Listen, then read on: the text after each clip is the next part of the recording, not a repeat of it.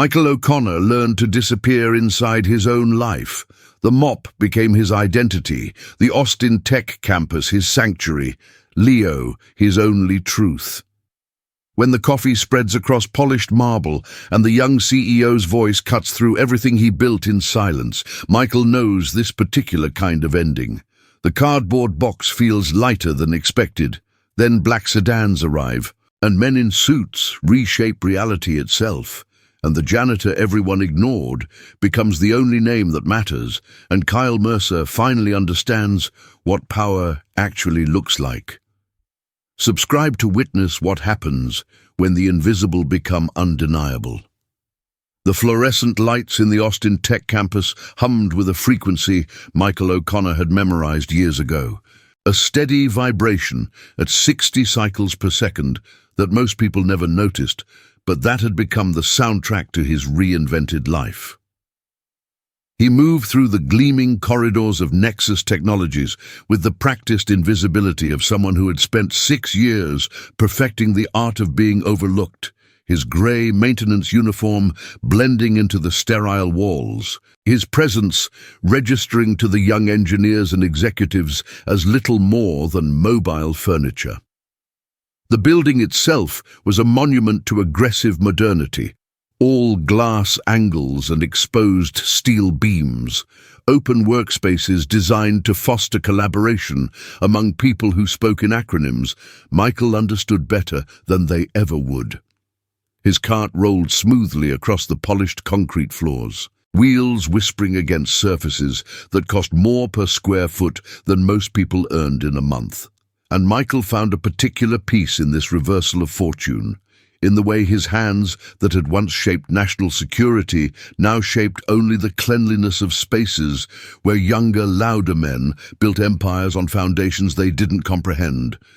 Leo would be finishing his calculus exam right now, Michael thought as he emptied a trash bin filled with energy drink cans and crumpled printouts of code that contained more errors than the authors realized. His son, 16 and brilliant in ways that made Michael's chest ache with pride and terror, attended the public high school 3 miles from their small apartment, a space so different from this cathedral of capitalism that Michael sometimes felt he lived in 2 separate universes that never quite touched. The apartment was cluttered with Leo's robotics projects, salvaged computer parts scattered across their kitchen table like the remnants of technological autopsies. And Michael loved those messes more than he had ever loved the sterile precision of his previous life. He had traded classified briefings for parent-teacher conferences, encrypted communications for text messages asking what they should have for dinner, and the weight of national defense for the simpler, more profound weight of being present for another human being who called him Dad. This exchange, this deliberate descent into obscurity, had cost Michael everything he once measured himself by, and he had never regretted it for a single moment, not even when the bills piled up, or when Leo asked questions about why his father cleaned buildings instead of working in them. The 3rd-floor executive suite always unsettled Michael in ways he couldn't fully articulate, a vague discomfort that lived somewhere between memory and instinct, between who he had been and who he pretended to be now. Kyle Mercer's office dominated the eastern corner, floor-to-ceiling windows offering a view of Austin's sprawling tech corridor. And Michael had learned to clean this space during the early morning hours when the young CEO wasn't present, when he could move through the room without feeling the particular quality of contempt that Mercer radiated toward anyone he perceived as beneath his notice. But today's schedule had been disrupted by a water main break that had flooded the lower levels, pushing Michael's rounds into the afternoon, into the dangerous territory of overlapping with the people who worked here, who lived here, who built their identities on titles and equity packages and the myth of meritocracy that Michael had once believed in himself. He knocked twice on the office door, a courtesy he maintained even though maintenance staff technically didn't need permission to enter, and when no response came, he pushed the cart inside, his movements automatic. his mind already planning the route that would minimize his time in this space. The coffee was already falling before Michael fully registered what was happening, his reflexes still sharp enough to recognize the inevitability of disaster, but not quick enough to prevent it. His cart's wheel caught on the edge of Mercer's imported rug. The kind of textile that cost more than Michael earned in 3 months, and the industrial cleaning solution bottle tipped forward in a slow-motion arc that seemed to last forever and no time at all. The brown liquid spread across the white marble floor in an expanding archipelago of shame, seeping toward the base of Mercer's desk with the inexorable progress of a tide. And Michael was already reaching for paper towels when the voice cut through the room like a blade designed specifically for humiliation. Kyle Mercer stood in the doorway, his $40 haircut and his tailored suit and his expression of absolute disgust forming a portrait of everything Michael had learned to hate about this new economy. This world where youth equaled wisdom and wealth equaled worth and compassion was a weakness to be optimized away. The CEO's eyes traveled from the spreading stain to Michael's weathered face with a slowness that felt deliberate. A visual journey meant to emphasize the distance between them, the vast gulf of importance that separated a visionary entrepreneur from a 58-year-old man whose hands smelled like disinfectant. Michael opened his mouth to apologize, to offer to pay for any damage, to perform the ritual abasement that situations like this required, but Mercer's hand came up in a gesture that was simultaneously dismissive and accusatory, a movement that managed to convey both Michael's irrelevance and his guilt in a single fluid motion. The younger man pulled out his phone with the casual cruelty of someone who had never experienced real consequences, his thumbs moving across the screen with the kind of speed that came from constant practice, from a life lived in digital spaces where decisions could be made without having to see their full impact on human faces. Around them, other employees had begun to gather in the doorway, drawn by some instinct for spectacle that Michael recognized from his previous life, from briefing rooms where careers were ended with the same casual efficiency that Mercer was now demonstrating. The audience made everything worse, transforming a private moment of clumsiness into a public execution, and Michael felt something inside himself contract into a smaller, harder shape, a defensive posture he hadn't needed to adopt in years, not since he had left the world where people's opinions of him actually mattered. But it still hurt, he discovered, this particular flavor of contempt, this reminder that his invisibility was only partial, that he could still be seen when someone wanted to make an example of him.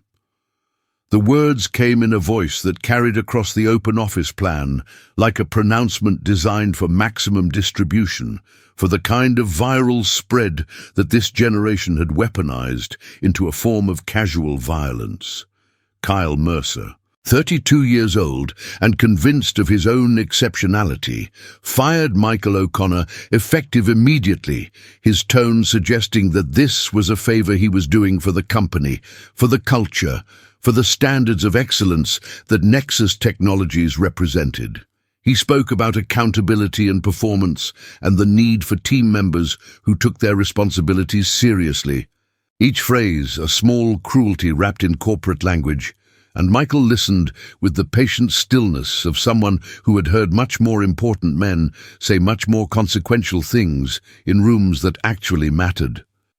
The cardboard box appeared from somewhere, passed forward by a nervous intern who wouldn't meet Michael's eyes, and Michael accepted it with a nod of thanks that surprised the young woman, his dignity somehow intensifying Mercer's anger rather than diffusing it.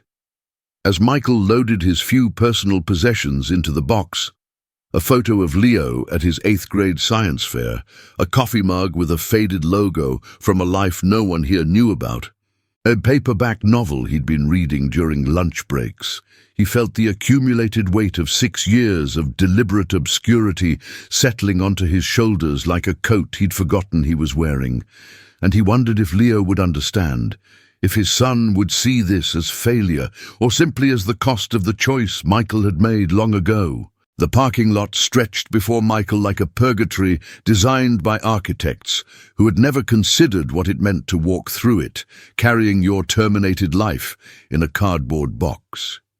His old Honda Civic waited in the furthest corner, the designated area for maintenance and support staff, physically separated from the rows of Tesla sedans and German luxury cars that represented the hierarchy he'd just been expelled from. The Texas sun bore down with September's lingering aggression, heat rising from the asphalt, invisible waves that distorted the air itself, and Michael felt sweat beginning to form at his collar.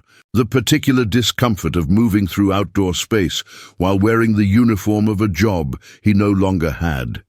Behind him, the glass facade of Nexus Technologies reflected the sky in panels that made the building seem like a portal to somewhere cleaner, more perfect, entirely divorced from the messy reality of human labor and human error.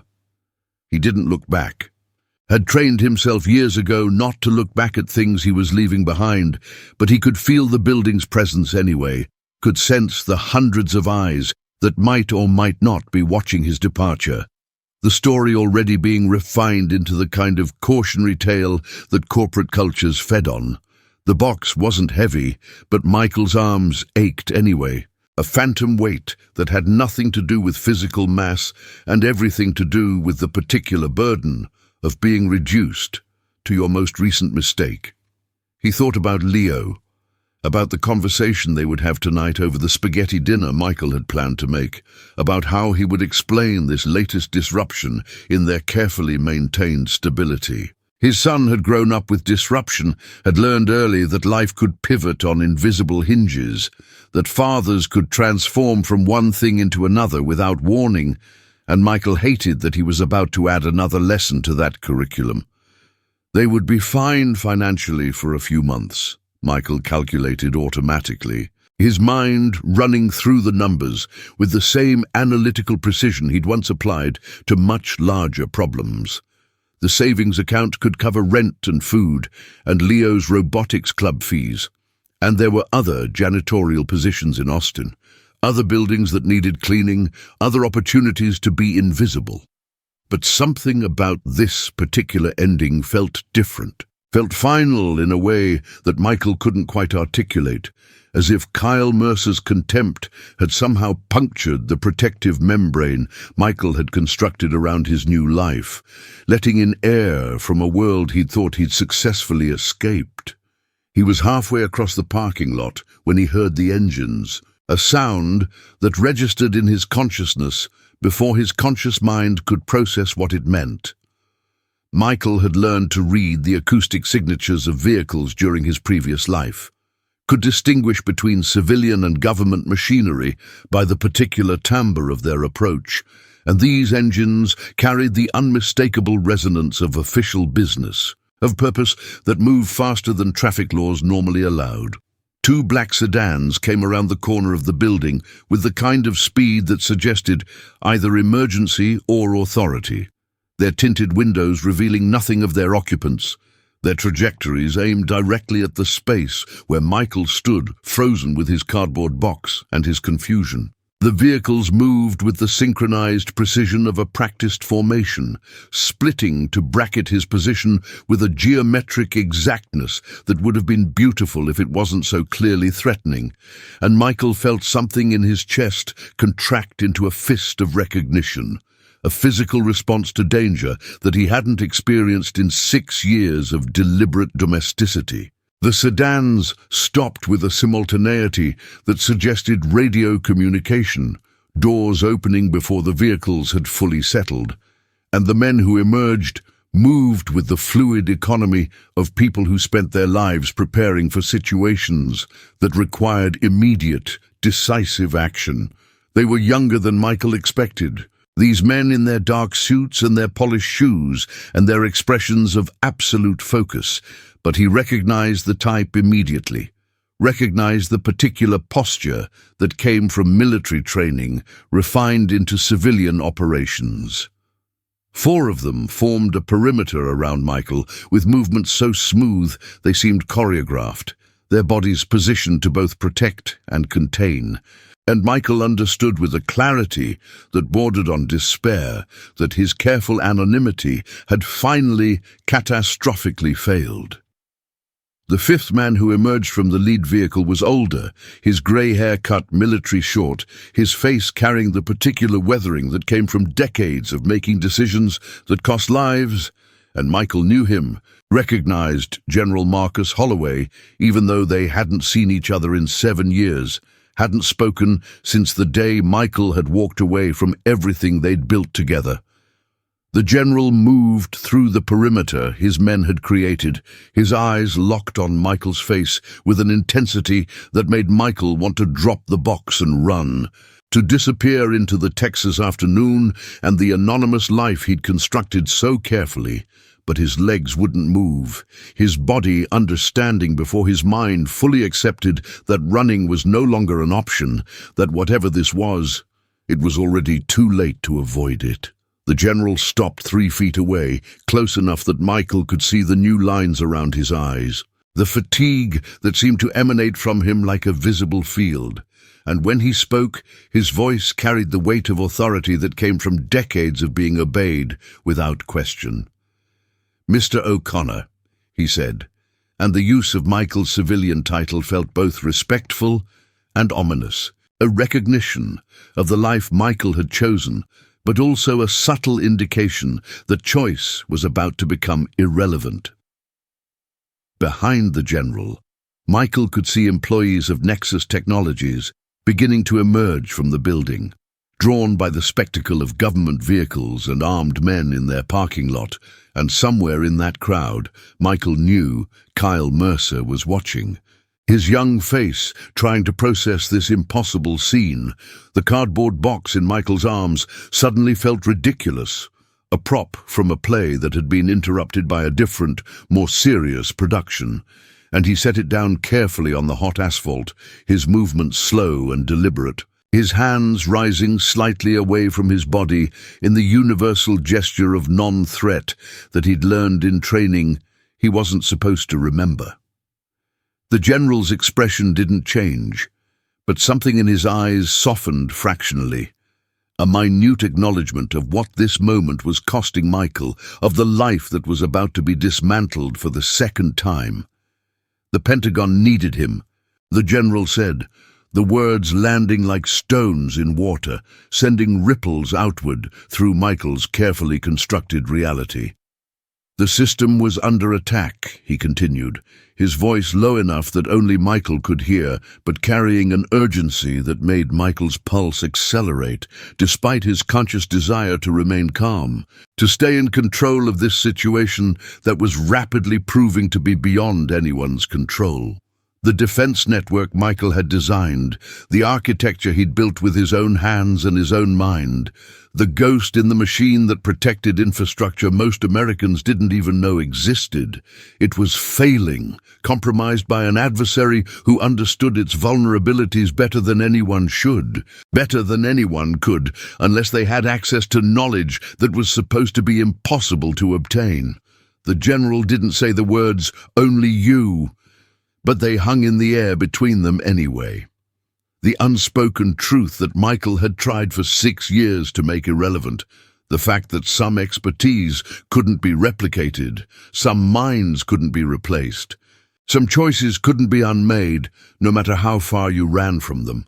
Michael felt Leo's face appear in his mind, his son's smile from this morning when Michael had dropped him off at school, and he wanted to say no, wanted to explain that he didn't do this anymore, that he'd given up the right to be needed this way when he'd chosen fatherhood over service, but the words wouldn't form because some part of him already understood that this wasn't really a request, that national security didn't accept no when the alternative was catastrophic failure. Kyle Mercer stood at his office window, watching a scene that defied every assumption he'd constructed about how the world worked. His 32-year-old brain struggling to reconcile the janitor he'd fired 20 minutes ago with the center of what appeared to be a military operation unfolding in his parking lot. The general, and Kyle could tell he was a general by the way the other men moved around him, by the deference visible even from this distance, spoke to Michael O'Connor with an intensity that suggested crisis, that communicated urgency through body language alone, and Kyle felt something cold beginning to form in his stomach. A creeping recognition that he'd made an error of judgment so profound it might define the rest of his career. Around him, the executive team had gathered, their voices a murmur of speculation and confusion, and Kyle wanted to silence them, wanted to assert some kind of authority over this situation, but he found himself paralyzed by the view, by the impossible tableau of his former employee standing at the center of government attention, while he, Kyle Mercer, CEO and visionary, watched from behind glass like a child excluded from adult business. The younger executives began pulling up their phones, their generation's instinctive response to anything they didn't understand, and within seconds, someone had found something, their sharp intake of breath drawing the others closer.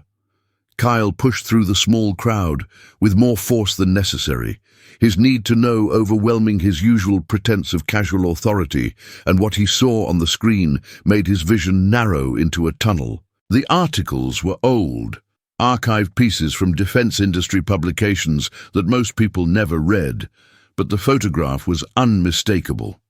Michael O'Connor, younger but definitely him, standing in what appeared to be a Pentagon briefing room, his hand gesturing toward displays that were blurred out for security reasons.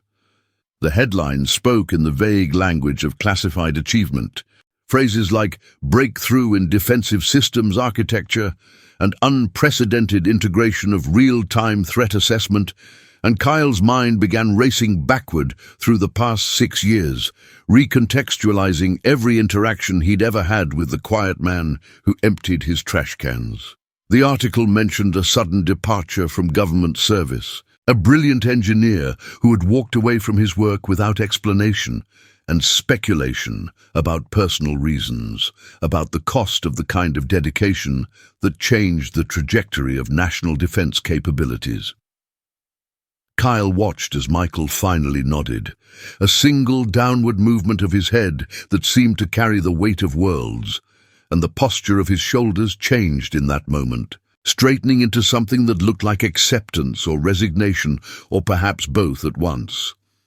The general gestured toward the sedans, and Michael moved toward them with a fluidity that Kyle had never seen in his movements as a janitor, a physical confidence that suggested training, preparation, a body that knew how to operate under pressure. The perimeter of suited men collapsed inward, becoming an escort rather than a containment, and Kyle realized he was watching someone being retrieved rather than arrested, recalled rather than captured, and the distinction made everything worse. His phone buzzed in his hand, his assistant probably, or his chief of operations, people who would want to know what was happening, who would expect him to have answers. But Kyle couldn't look away from the parking lot, from the spectacle of power that had nothing to do with market cap or disruption or any of the metrics by which Kyle had learned to measure worth. The memory of his own words crashed over Kyle with physical force, the casual cruelty with which he'd terminated Michael's employment, the audience he'd gathered to witness what he'd thought was justified discipline. Every executive in the room with him now had been there, had seen Kyle dress down the janitor, had watched Michael pack his cardboard box with that infuriating dignity, and Kyle understood with a clarity that made him nauseous that this story would spread, that his handling of Michael O'Connor would become the defining anecdote of his tenure at Nexus Technologies. He tried to imagine how he would explain this to the board, to the investors who'd backed his vision of aggressive growth and uncompromising standards, and every explanation he could construct sounded hollow, defensive, the whining of someone who'd confused authority with wisdom. The younger engineers around him were already typing, their group chats filling with speculation and mockery, and Kyle could feel his carefully cultivated image beginning to crack, the myth of his infallibility developing fissures that would only spread. Michael paused before getting into the sedan, turning back toward the building with a movement that seemed almost casual. And for one eternal second, his eyes found Kyle's through the layers of glass that separated them. There was no anger in that gaze, Kyle realized with something approaching horror, no triumph or vindication, just a kind of weary assessment, a look that said, "I see you and I understand exactly what you are, and you are less than you think." Then Michael was gone, folded into the government sedan like a secret being returned to its proper classification, and the vehicles were moving, and Kyle was left standing in his corner office with his view and his equity and his suddenly meaningless authority. The parking lot looked different now, emptier in a way that had nothing to do with the absence of vehicles, and Kyle understood that he would never look at this space the same way again. That every time he walked to his car, he would remember this moment, this demonstration of how little he actually understood about value and worth, and the invisible architecture that made his comfortable life possible. The phone in his hand buzzed again, and this time Kyle looked down to see a notification from his corporate counsel, a terse message requesting an immediate meeting to discuss potential liability issues related to the wrongful termination of a former employee. The phrase, "former employee," seemed inadequate, almost obscene to describe what Michael O'Connor had been, what he apparently still was beneath the disguise of grey uniforms and cleaning supplies. Kyle thought about the cardboard box Michael had left behind, sitting on the hot asphalt where it had been set down and forgotten, and he experienced a sudden, irrational urge to run down and retrieve it, to preserve it as evidence of his own ignorance. But his legs wouldn't move, his body understanding what his mind was still processing, that this moment had already passed, that the story was already written, and that his role in it was not the role he'd imagined for himself. Around him, his executive team was dispersing, returning to their desks with new information to process, new narratives to construct, and Kyle stood alone at his window, watching the empty space where the sedans had been, watching the heat waves distort the air into shapes that looked like ghosts, watching his certainty about himself evaporate into the brutal Texas afternoon. The sedan's interior smelled like leather and electronics and the particular staleness of vehicles that spent more time waiting than moving. And Michael sat in the back seat, feeling the decades collapse like a poorly constructed timeline. General Holloway sat beside him, close enough that Michael could see the small scars on his hands, marks from the same training exercises they'd endured together 30 years ago, when they were both young enough to believe that service was simple, that right and wrong could be calculated with the same precision they applied to weapons systems. The driver navigated Austin traffic with the controlled aggression of someone accustomed to priority travel, and through the tinted windows, Michael watched the city slide past like a film he'd seen before, but had forgotten the ending to.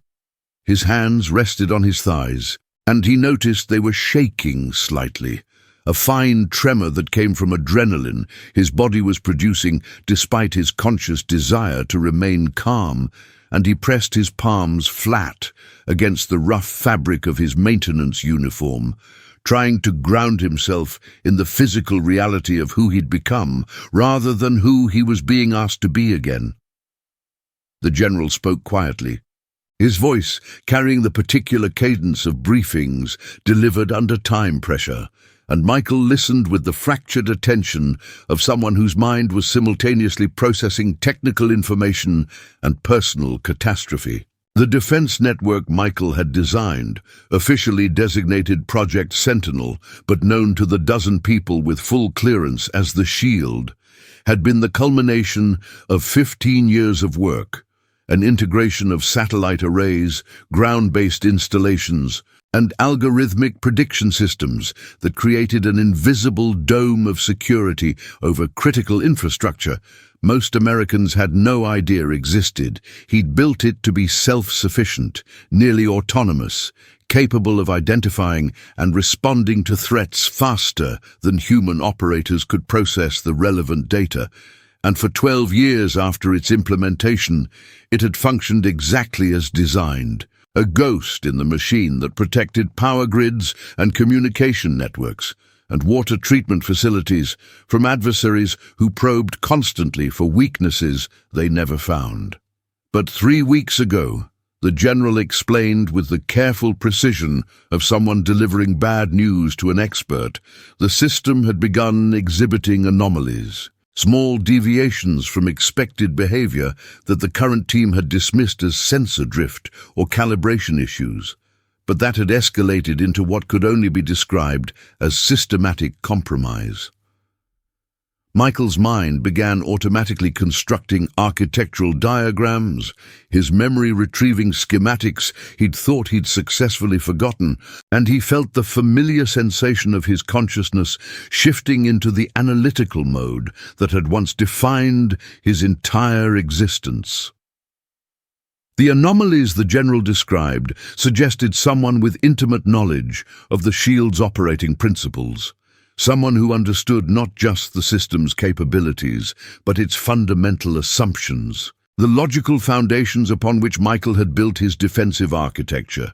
There were only 7 people who'd had that level of access to the project's design philosophy, Michael knew, and 6 of them were either retired or dead, which left a mathematical conclusion he didn't want to reach but couldn't avoid. The general was watching him, Michael realized, tracking the progression of understanding across his face with the attention of someone who'd known him long enough to read his thoughts in his expressions. And Michael met his old friend's eyes with a directness that felt like confession.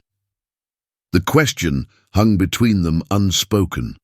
Who else knew? Who else had access?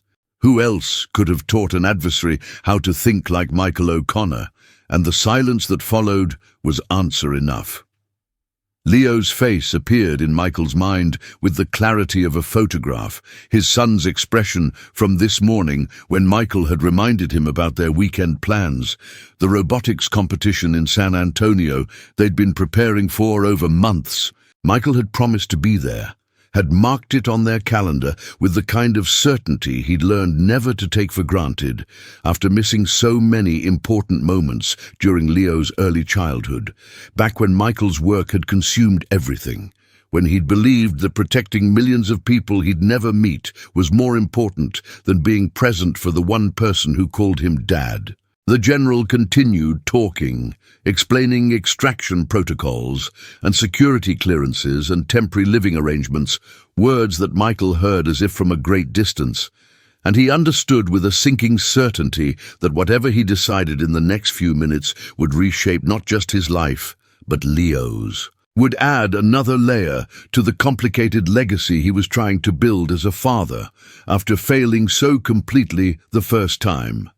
The shield was failing, systems were compromised, and Michael was apparently the only person who could navigate its internal logic quickly enough to stop whatever was happening before it escalated into the kind of catastrophic failure that would make headlines and change the trajectory of national security.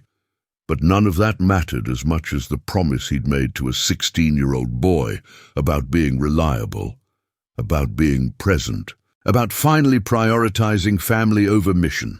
The sedan pulled into a private section of Austin's airport, sliding past civilian terminals toward the kind of government facility that appeared on no public maps, and Michael felt the window of decision closing with mechanical inevitability. He thought about the cardboard box he'd left in the parking lot, about the photograph of Leo it contained, about the simplicity of the life represented by those few possessions, and he experienced a grief that had nothing to do with leaving Nexus Technologies and everything to do with leaving the man he'd worked so hard to become. The general's phone buzzed, an incoming message that made his jaw tighten, and he showed the screen to Michael without comment. A satellite image of a power station in Virginia, thermal signatures indicating unusual heat distribution, the kind of anomaly that preceded catastrophic failure. 300,000 people lived in the region that station supplied, the general said quietly, his voice carrying no pressure, but his eyes conveying everything words couldn't. And Michael understood that he was being shown not just a technical problem, but a moral equation, a calculation that asked how many strangers' safety balanced against one teenager's disappointment. Michael pulled his phone from his pocket with hands that had stopped shaking, the device worn and practical and nothing like the encrypted systems he'd once carried. And he typed a message to Leo that he rewrote 3 times before sending. Called back to previous work, emergency situation, will explain everything tonight, so proud of you, love you more than you know. The words were inadequate, Michael knew, a series of cliches that couldn't possibly convey the complexity of what was happening. But they were all he had, and he hit send before he could reconsider, before he could talk himself into choosing differently. The general's face didn't change, but his shoulders dropped fractionally, a small release of tension that Michael recognized as relief. And Michael felt something inside himself reorganize, old neural pathways reactivating like systems coming back online after a long shutdown. He was doing this, he realized, was stepping back into the life he'd spent 6 years trying to leave behind. And the decision felt simultaneously like surrender and like inevitability, like the moment when physics took over and you stopped fighting gravity and just let yourself fall. The sedan stopped beside a waiting aircraft, small and unmarked and definitely military, and Michael O'Connor, janitor and single father and former architect of America's invisible defenses, stepped out into the afternoon sun and walked toward the plane that would carry him back into the classified world where his real name was just one of many secrets. Leo O'Connor sat in advanced physics, watching Mr. Harrison diagram force vectors on the whiteboard. But his mind was elsewhere, tangled in the strange text message his father had sent 40 minutes ago, called back to previous work. The phrase felt wrong, loaded with meanings Leo couldn't quite decode, and he'd read it 17 times since it arrived, his thumb scrolling back to his messages app between every problem set, every explanation of acceleration and momentum. His father worked as a janitor, had worked as a janitor for as long as Leo could remember clearly, which meant previous work referred to something before, some history that Michael rarely discussed beyond vague references to government service that had ended before Leo was old enough to form continuous memories. The other kids in class were laughing at something Mr. Harrison, making one of his dad jokes that usually landed with groaning appreciation, but Leo heard none of it, his consciousness consumed by the sudden vertigo of realizing how little he actually knew about the man who'd raised him alone since Leo's mother had left when he was 3. The robotics workshop after school felt hollow without the usual anticipation of sharing progress with his father. And Leo moved through the motions of calibrating the motor assembly for their competition robot with mechanical precision, but no joy.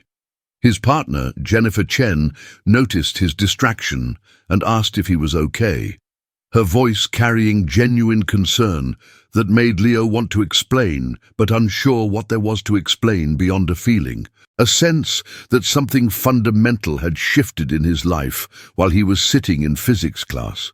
He mumbled something about family stuff and bent over the circuit board, using the soldering iron with the careful attention his father had taught him. Those weekend afternoons when Michael would help with his projects, his hands moving with a precision that Leo had always attributed to general competence, but now wondered if it suggested something more specific, some training he'd never thought to question. The robot's arm jerked suddenly, a programming glitch they'd been trying to fix for weeks, and Leo felt an irrational surge of anger at the mechanical failure, at the way systems could break down without warning. at the uncertainty that had invaded his afternoon like a virus corrupting clean code. The bus ride home took 40 minutes through Austin traffic, and Leo spent the time scrolling through search results on his phone, typing variations of his father's name, combined with terms like government and defense contractor and Pentagon, words pulled from the mysterious text message, and from fragments of overheard conversations Leo had collected over the years like puzzle pieces he'd never tried to assemble. What he found was sparse, scattered references in technical journals that Leo's AP computer science knowledge let him partially understand, mentions of systems architecture and network security, and one archived newspaper article from when Leo was 9 that showed a blurry photograph of men in suits standing in what looked like a military facility, one of whom might have been his father, but the image quality was too poor to confirm.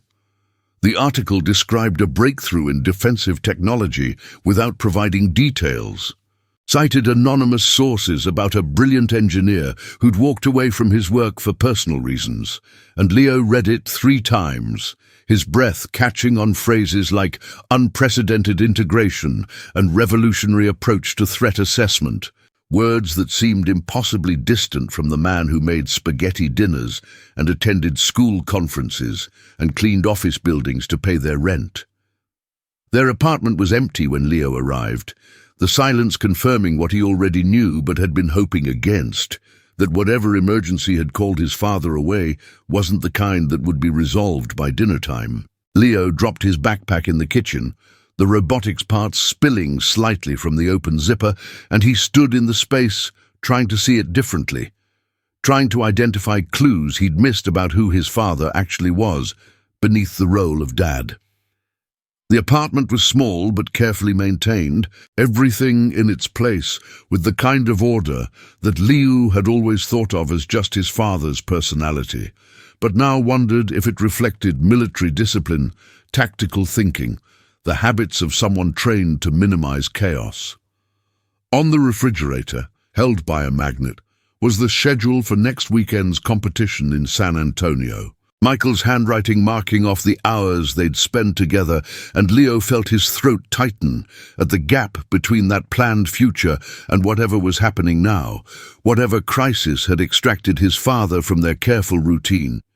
He tried calling Michael's phone, but it went straight to voicemail, the generic recording offering no comfort, no explanation, and Leo hung up without leaving a message because what was there to say that his father didn't already know? The evening stretched ahead like a test Leo hadn't studied for. Hours to fill with homework and dinner and the pretense of normalcy.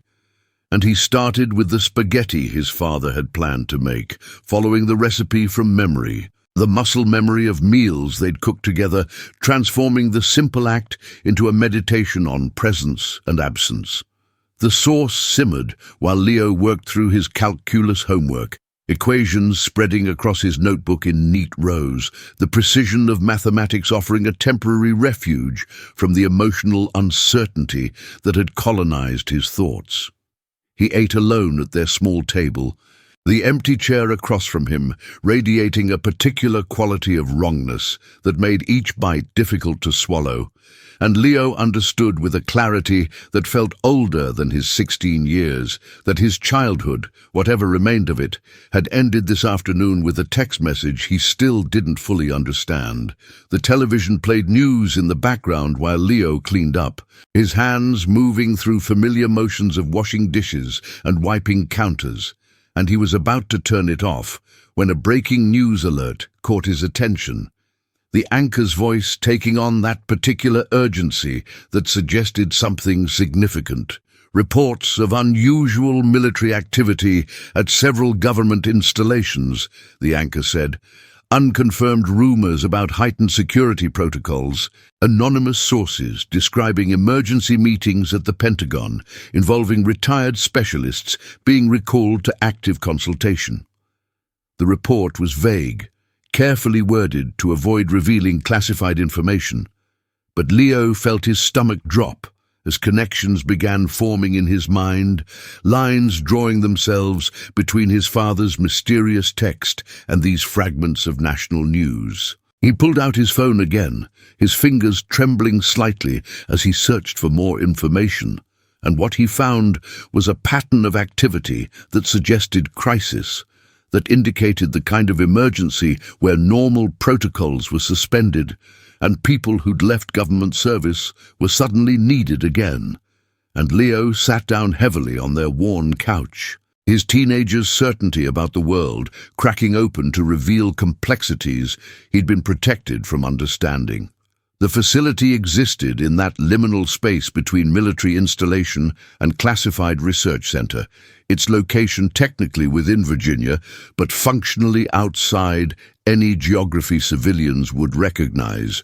And Michael followed General Holloway through security checkpoints that verified his identity, through methods that went beyond fingerprints or retinal scans into the realm of biometric markers he'd helped develop 15 years ago. The building itself was brutalist architecture, designed by people who understood that aesthetics were irrelevant when your purpose was to house systems that couldn't be allowed to fail. Concrete walls thick enough to withstand assault and electromagnetic shielding that made the interior feel separated from the outside world by more than physical distance. They descended 3 levels below ground, each elevator requiring new authentication, and Michael felt muscle memory taking over, his body remembering the protocols his conscious mind had tried to forget. The particular way you held yourself in spaces where every conversation was potentially monitored and every document was born classified. The operations center sprawled across what had once been 2 separate rooms, walls removed to create a space that hummed with the sound of cooling systems and electronic equipment. Dozens of screens displaying data streams that Michael's eyes began passing automatically despite 6 years of deliberate distance from this kind of work. The team was younger than he expected, men and women in their 30s who'd been recruited after Michael had left, who knew his work only through documentation and legend, and they looked up as he entered with expressions that mixed hope and skepticism in equal measure. General Holloway made brief introductions, names that Michael knew he wouldn't remember, because names didn't matter as much as competence, and he could assess their skill levels by watching how they interacted with the systems, by observing which screens they prioritized, by noting the small, efficient movements of people who'd spent years learning to navigate complexity.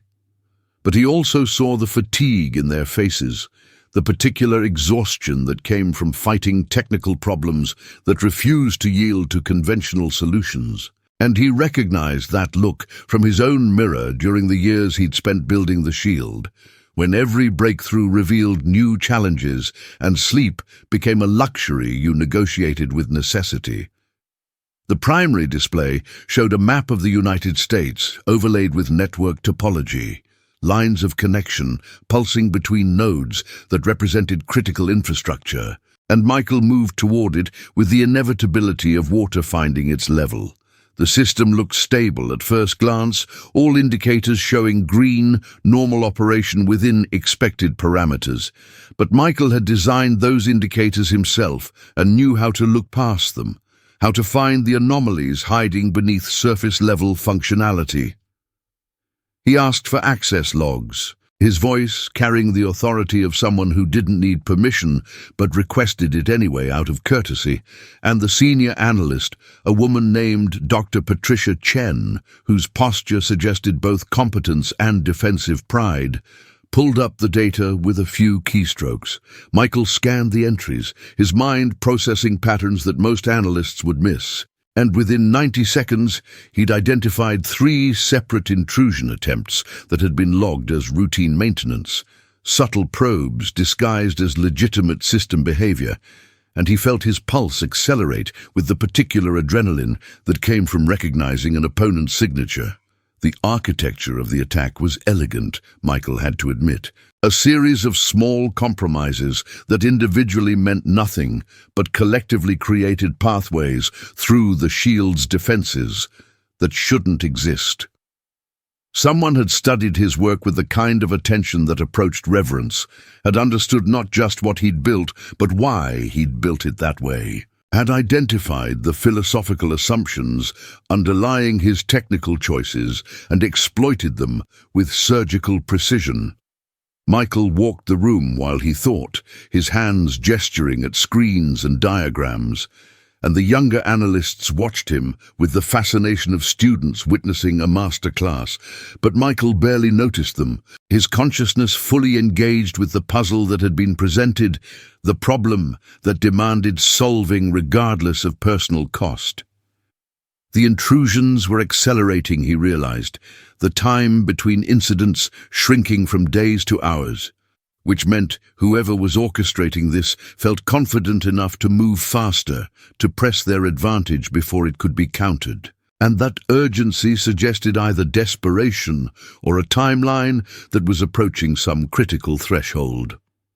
General Holloway stood at the edge of the room, his face illuminated by the blue glow of status monitors, and when he spoke, his voice carried the weight of questions he didn't want to ask, but necessity demanded. How long would it take to secure the system? To identify and close the vulnerabilities being exploited? To restore the shield to its original defensive posture?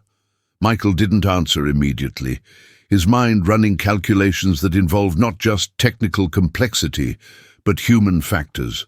The reality that some problems couldn't be solved quickly, no matter how much expertise you applied. Days, he said finally. Maybe a week if the adversary didn't adapt their approach, but that timeline assumed he could work uninterrupted, could access the system's core architecture without bureaucratic delays, could make changes that would normally require approval from committees that might not understand the urgency.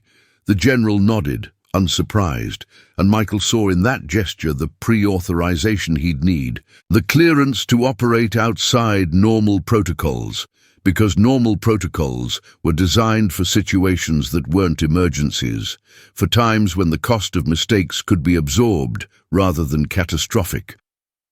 The room settled into the rhythm of crisis management, voices dropping to the low murmur of people working parallel problems, and Michael claimed a workstation in the corner, the physical separation helping him think past the distraction of other people's presence. His fingers moved across the keyboard with the hesitant fluency of someone relearning a language they'd once spoken natively, muscle memory asserting itself despite 6 years of cleaning supplies and simple routines. And within minutes, he was deep in the system's code, reading the logic he'd written when Leo was still in elementary school, when Michael's life had been defined by this work rather than by the small human waiting for him at home. The code felt familiar and alien simultaneously, his past selves thinking both recognizable and strange, and Michael experienced the disorienting sensation of collaborating with a version of himself that no longer existed, trying to understand what that earlier Michael had intended while also seeing the vulnerabilities that earlier Michael hadn't imagined. Time became elastic in the way it always had when he was fully engaged with complex problems, hours passing like minutes. And Michael worked through the night, fueled by coffee and necessity and the muscle memory of a life he'd thought he'd successfully left behind, while somewhere in Austin, his sons sat alone in their apartment, waiting for explanations that Michael didn't yet know how to provide. Morning arrived in the operations center without Michael noticing. The underground facility's artificial lighting making time irrelevant, and he became aware of the new day only when Dr. Chen appeared beside his workstation with coffee and a concerned expression that suggested he looked worse than he felt. The screen in front of him had become a palimpsest of overlapping analyses, windows stacked on windows showing code segments and network traffic patterns and probability matrices. And Michael accepted the coffee with a nod of thanks, while his eyes remained locked on a sequence of data that didn't quite make sense, an anomaly within the anomalies he'd been tracking. His back ached from hours in the chair, his maintenance uniform rumpled and smelling of sweat and stress. and some distant part of his mind registered that he needed sleep, needed food, needed to call Leo. But those requirements felt less urgent than the pattern that was beginning to emerge from the noise, the shape of an attack strategy that was both brilliant and deeply personal. The adversary knew him, Michael realized with a certainty that made his hands pause over the keyboard. Knew not just his technical work, but his thinking, his approach to problems, his tendency to build systems that assumed certain kinds of rational behavior from potential threats. Every intrusion he'd analyzed showed signs of someone who'd studied Michael's defensive philosophy and constructed attacks specifically designed to exploit the gaps between what Michael had protected against and what he'd considered too unlikely to warrant concern. It was the kind of intimate knowledge that came from prolonged exposure, from working alongside someone rather than merely studying their published work. And Michael felt a cold suspicion beginning to form as he cross-referenced the attack signatures against the list of people who'd had access to the shield's full architecture during its development.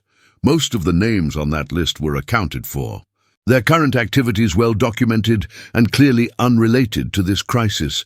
But one name appeared and disappeared in the records with suspicious inconsistency, a pattern of presence and absence that suggested deliberate obfuscation.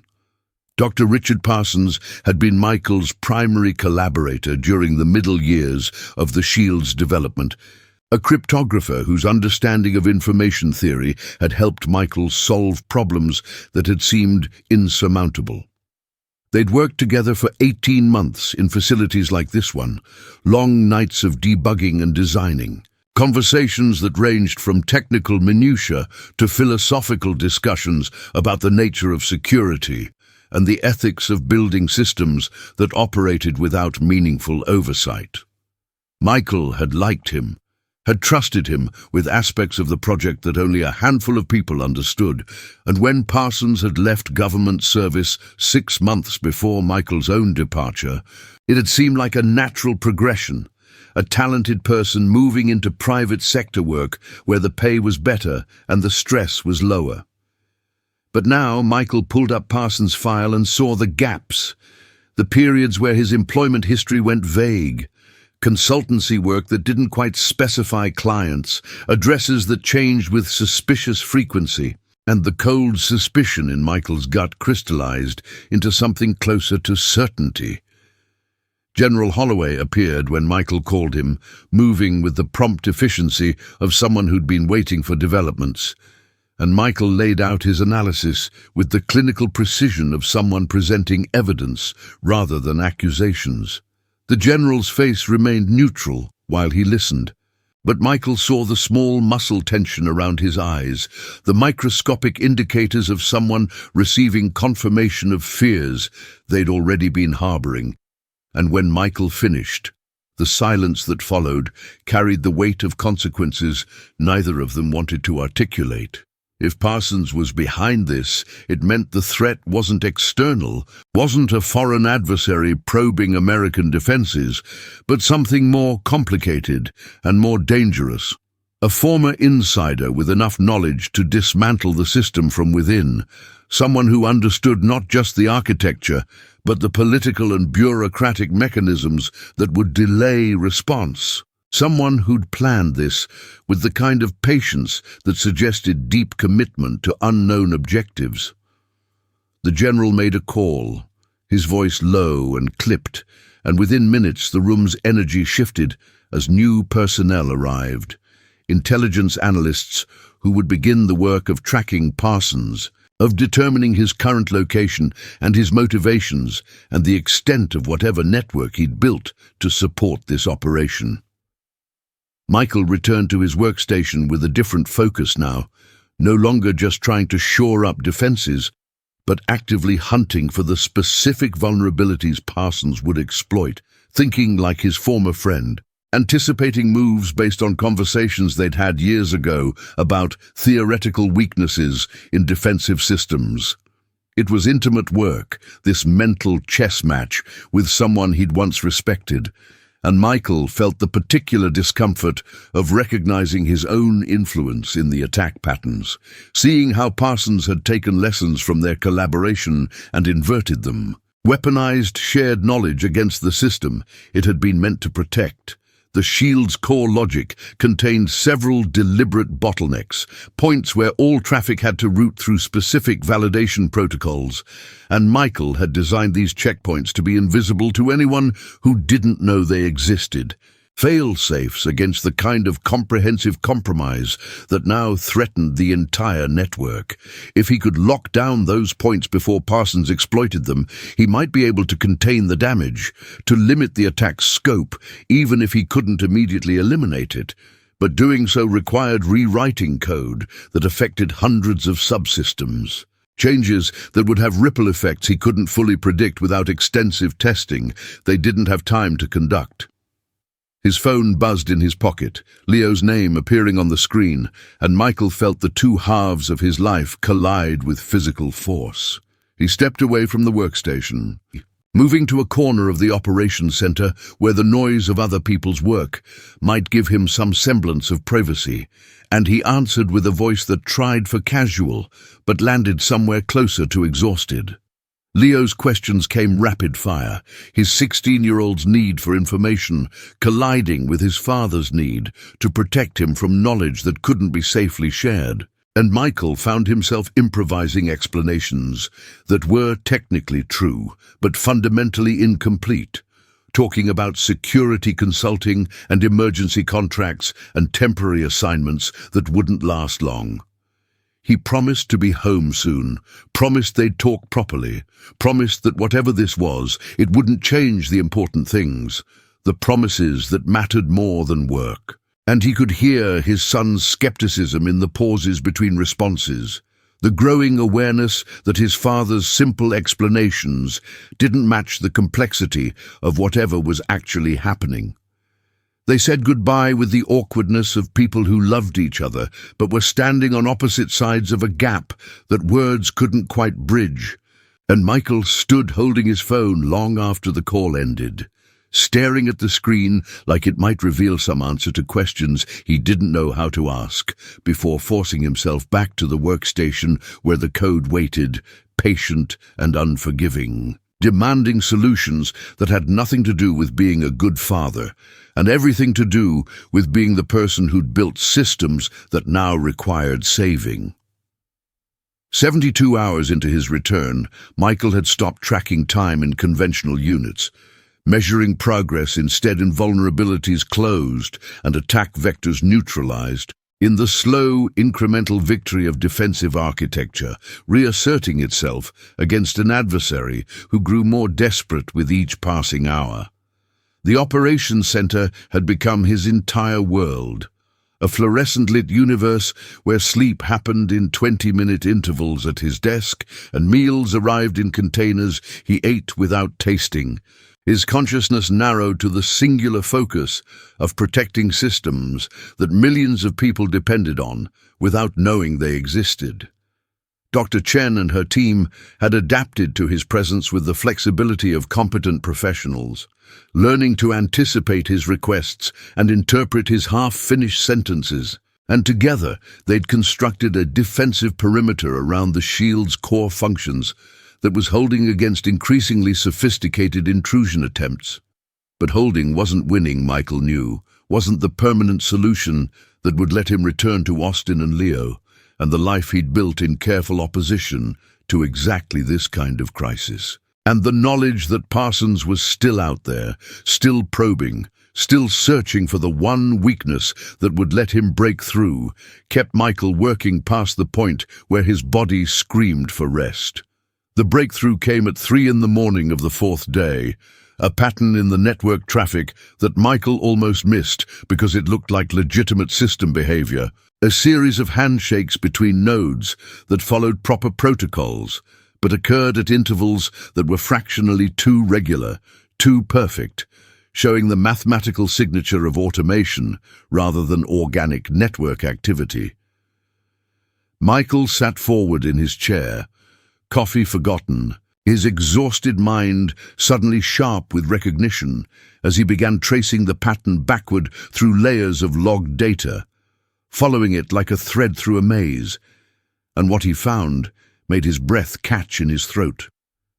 Parsons had built a hidden channel within the shield itself, a communication pathway that used the system's own traffic to mask data transmission, and he'd been using it for months, possibly years, slowly extracting information and planting backdoors with the patient methodology of someone who understood that great thefts required time to execute properly.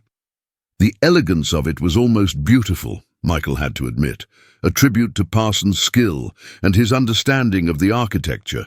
But the implications were catastrophic because it meant the compromise was deeper and older than anyone had realized.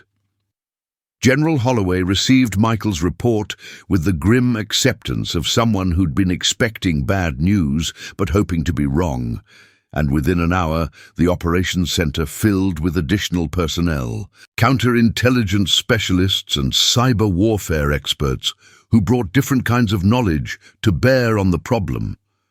Michael briefed them with the efficiency of someone who'd done this before, laying out the technical details without editorializing, presenting evidence and analysis, and letting others draw the strategic conclusions. But inside, he felt a building rage at Parsons. At the betrayal, this represented not just of national security, but of personal trust, of the collaborative relationship they'd built over long nights of shared problem-solving. The team developed a plan quickly, the kind of rapid response that came from people trained to make decisions under pressure, and Michael found himself at the center of it. The key piece around which everything else had to organize, because he alone understood both the system's vulnerabilities and Parsons' likely thinking. They would close the hidden channel, cutting off Parsons' access, but do it in a way that appeared to be system malfunction rather than deliberate action, buying time to trace the connection back to its source, to locate wherever Parsons was operating from and coordinate with law enforcement to end this not just technically, but personally. The execution required precision timing, multiple teams acting in coordination across different systems and locations, and Michael orchestrated it from his workstation with the focused intensity of someone conducting a symphony where every note mattered. His fingers moved across the keyboard, implementing changes that he'd spent the previous hours planning and modeling, code modifications that would propagate through the network in carefully staged waves, each alteration designed to appear organic, to look like the kind of gradual system evolution that happened continuously in complex networks. Dr. Chen monitored secondary systems, calling out status updates as different components came back online with their new configurations, and around the room, other analysts tracked network traffic looking for Parsons' response, waiting for the moment when he would realize his access had been cut and attempt some desperate countermove. The minutes stretched like hours, tension building in the operations center until the air itself felt compressed, everyone holding their breath, waiting for confirmation that the trap had worked, that they'd successfully isolated the threat without triggering whatever failsafe Parsons might have built into his intrusion architecture. The alert came from an FBI field office in Seattle, coordinates transmitted through encrypted channels that appeared on the operations center's main display. And General Holloway was already moving toward the door, making calls to coordinate response, even as the information arrived. They'd found him, traced the connection to a warehouse in an industrial district where Parsons had apparently been operating for months, and teams were moving to intercept before he could disappear again, before he could trigger whatever final attack he'd been building toward. Michael watched the display showing real-time updates from the field operation, live feed from agents approaching the location, and he experienced a strange dissociation, seeing his personal history colliding with law enforcement action. The abstract betrayal becoming concrete in the form of tactical teams, breaching doors and securing a space that looked surprisingly ordinary on camera, just computers and servers, and a man sitting at a desk who looked older and more tired than Michael remembered. Parsons didn't resist, the report said. He simply raised his hands and allowed himself to be taken into custody, with the resignation of someone who'd known this moment was coming, who'd perhaps even prepared for it. And Michael felt no satisfaction in this victory, just a hollow awareness that solving technical problems was simpler than understanding why people made choices that destroyed their own lives. The operation wound down over the following hours, systems stabilizing back into their normal operational parameters, the crisis gradually transforming from acute emergency to post-incident analysis, and Michael found himself standing at the edge of the operations center, watching Dr. Chen and her team beginning the long work of documentation and security review. General Holloway appeared beside him, offering coffee that Michael accepted more for something to hold than because he wanted it. And they stood together in silence that felt companionable despite everything, two old soldiers who'd survived another fight, but understood the cost better than anyone else in the room. The general mentioned commendations, formal recognition of Michael's service, the kind of official acknowledgement that came with classified crisis resolution, but Michael shook his head before Holloway finished speaking, making clear that he wanted no awards, no permanent return to this life, just transportation back to Austin and the freedom to resume the existence he'd been pulled away from. He'd done what they'd asked, had saved the system he'd built, had prevented the catastrophe that Parsons' complete compromise would have caused, and now he wanted to go home, wanted to see Leo, wanted to salvage what remained of their weekend plans, even though the robotics competition had already happened without him, wanted to be a father again, instead of a ghost in the machine who protected people by remaining invisible.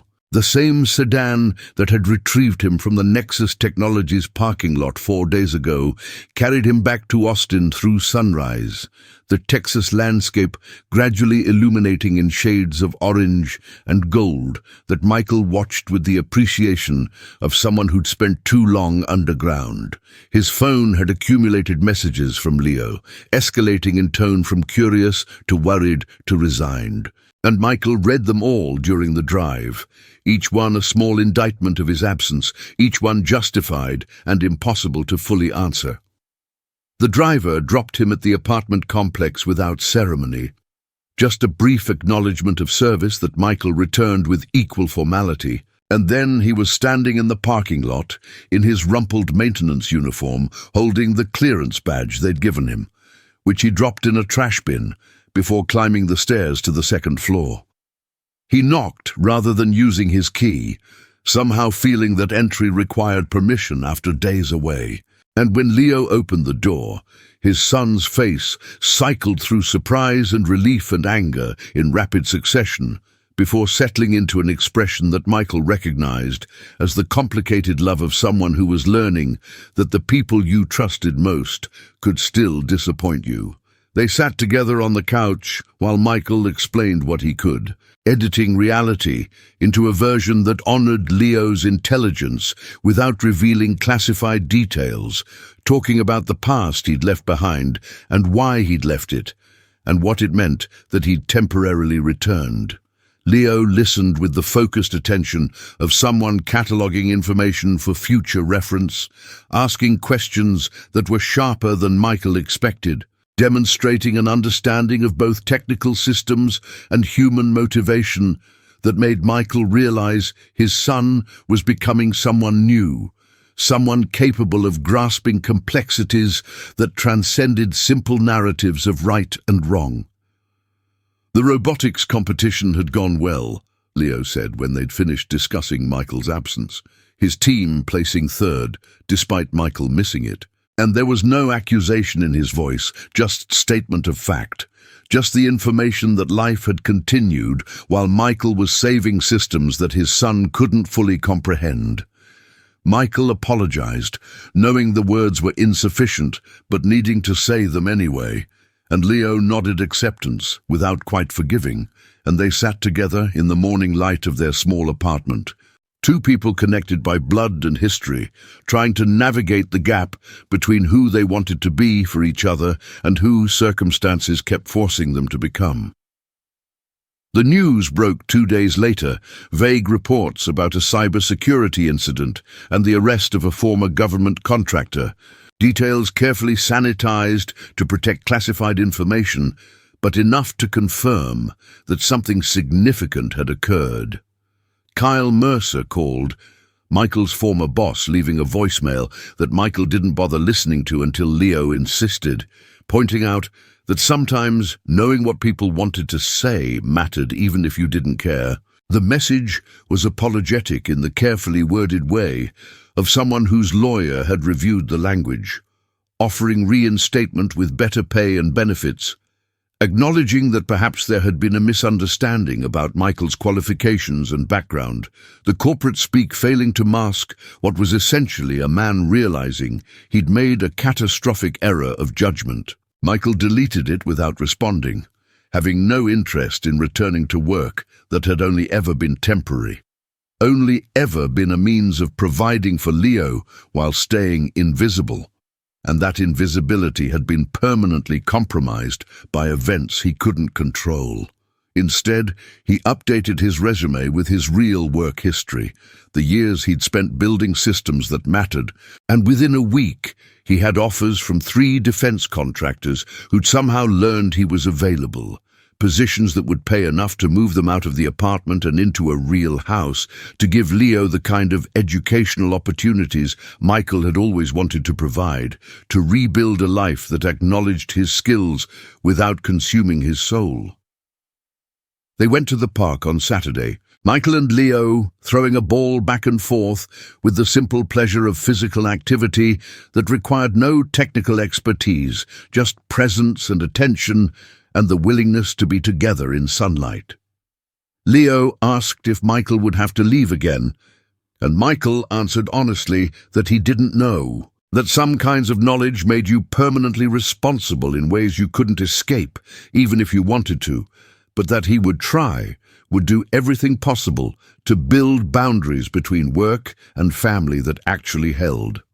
His son accepted this with the mature skepticism of someone who understood that promises about the future were always provisional, always subject to forces beyond individual control, but who also needed to believe his father would keep trying. They played until the afternoon heat became oppressive, then walked to their favorite taco truck for lunch, the normalcy of the routine feeling precious and fragile in the way that peaceful moments always do after crisis. And Michael understood with clarity that, sharpened by almost losing it, that this was what mattered. These simple hours with his son, these ordinary moments that constituted the real architecture of a life worth living.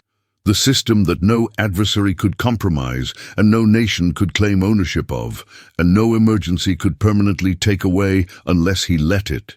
He'd saved the shield, had protected millions of people from consequences they'd never know to fear. But sitting in the park, watching Leo laugh at something on his phone, Michael knew that his greatest achievement was something smaller and infinitely more important. Being present for one person who needed him, being the father he'd almost failed to become, being visible in the ways that actually mattered, even if the rest of the world never knew his name.